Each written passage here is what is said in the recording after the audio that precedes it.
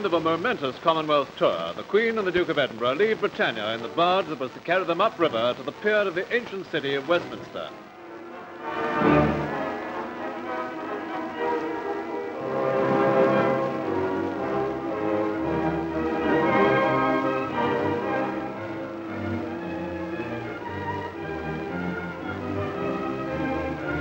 And now, once more, the Queen steps onto British soil in the very heart of the capital for warm greetings by other members of the royal family.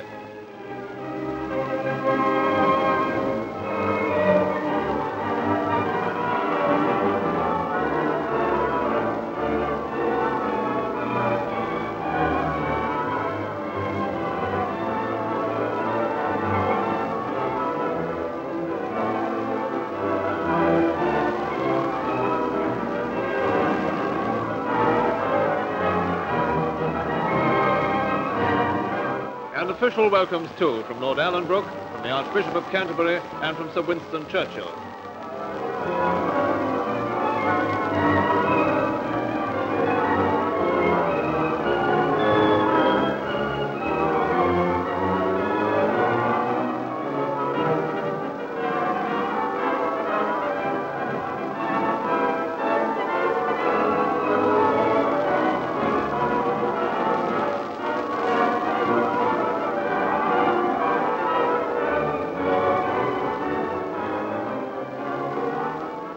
After her maiden voyage to bring the Queen and the royal family home from Tobruk, Britannia lies at anchor by Tower Bridge, and we're privileged to take you aboard to have a look round the Royal Yacht.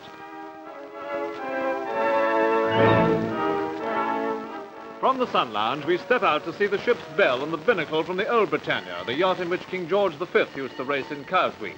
The binnacle was originally from the royal yacht used by George III.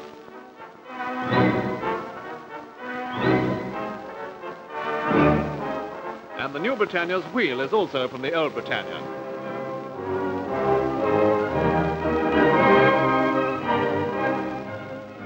Recalling memories of sparkling days before the war.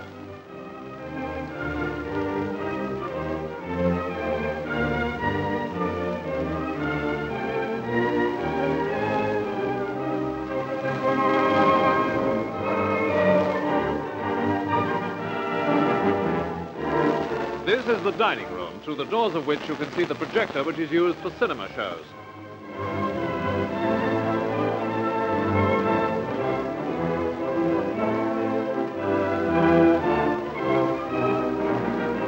The dining room chairs are Heppel-white, and on the table, which can be extended to seat 30 guests, are table mats with a nautical motif.